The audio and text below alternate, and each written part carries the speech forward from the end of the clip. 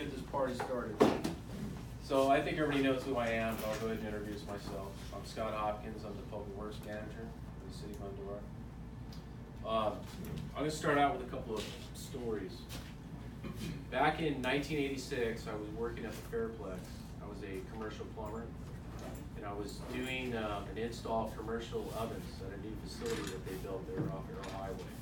It's a sports bar or something, I don't know what it's called. And that's what it is, finish line. He's been there. I haven't been there since they completed the place. I actually never been there, I just know the place. So I was doing a job and I heard this crashing noise. We all turned around and looked.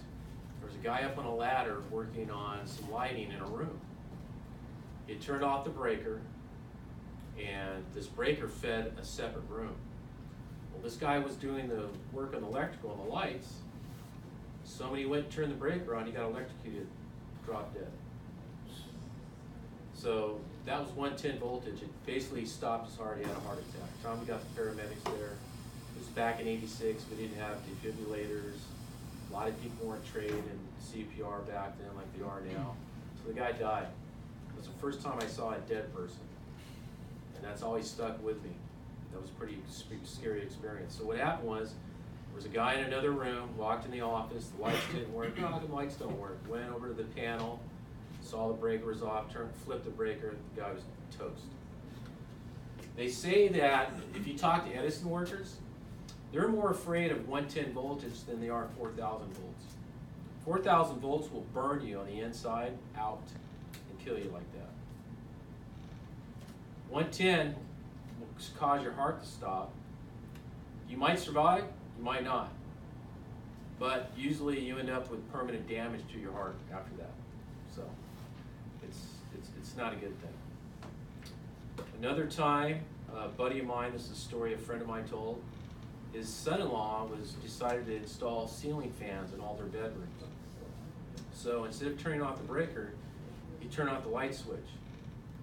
He started doing the ceiling fan. His 5-year-old daughter walked in the room and hit the switch. He was electrocuted. He didn't die, but damn near close did. He was real lucky. That was a shock, especially for his daughter, because she saw him fall, and that's a scary situation for a child. Another time, a little bit different story in water. We had a contractor working, I think, on Glendora Avenue doing some welding on a pipeline. I wasn't there, but this is what happened. They had a valve turned off up the street so the line can drain and they can weld on the pipe. While he was welding, working, he just started to put the piece of pipe in the weld. Somebody, another employee from the water division, went and turned the valve on and flooded the hole. The guy had to jump out of the hole. I guess he turned on the valve way too fast first off, which is a big no-no. Filled the hole full of water. The guy had to jump out. His equipment got wrecked, the whole 9 yards. So normally what we would do in a situation like that, if we ever turn off a valve that's in a valve can in the street, we'll take a 2x4. We normally paint it red on the top side, and we'll put a note on there saying, "Do not operate this valve." There's no way to lock out a valve down below. Now they have caps. You can take the valve cap off, and they have a cap that you put down, and you tighten, you put a lock, and you can't remove the cap unless you have a key. But it's basically a lockout scenario for water. Some of the guys around here that deal with electrical would be like Louis. He's working on panels at City Hall and stuff. He's had the training. I'm probably going to do him again. He hasn't had it for a year. So I don't know how much electrical work you guys might deal with. You might deal with some, a little bit here and there. So it's good to know these things. Yeah, and it's a requirement. Yeah. And it's a requirement for you guys to know this training. So some statistics I looked up with electrical hazards caused about 300 deaths in a year with 4,000 injuries. That's anywhere from homeowners dealing with outlets, plugs, to electrical workers working on power lines. So it doesn't sound like a big number, but it is actually a pretty good sized number for people to die of electrical shock.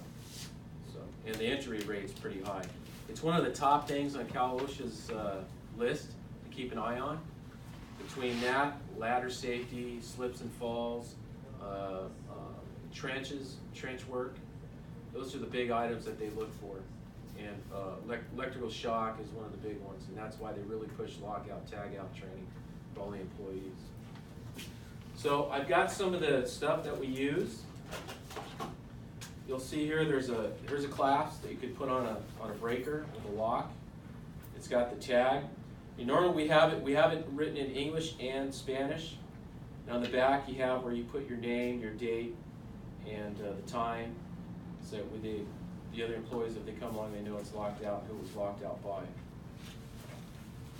So that's one item we have. Normally what we do is everybody is assigned their own lock with their own key. That way nobody else has a key to your lock. They can't unlock the device. A lot of times what we do is we'll have the supervisors have a backup key for your lock. So if you're off, you're on vacation, they still got to call you and let you know that they're going to unlock the lock legally. And that's why these clasps will have multiple holes like they were shown in the video, where if you have multiple employees working on a piece of equipment, you can put multiple locks on it. Let's see if I got some other things they talked about.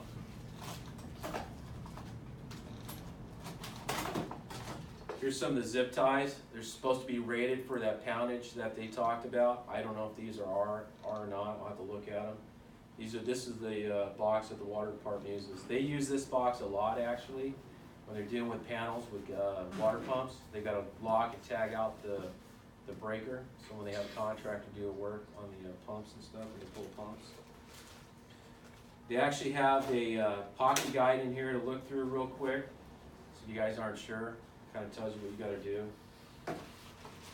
And if I am correct, that's all they have in here. It looks like there's a couple of things I wanted to show you. I don't see them in here. This is okay. This goes on a breaker panel.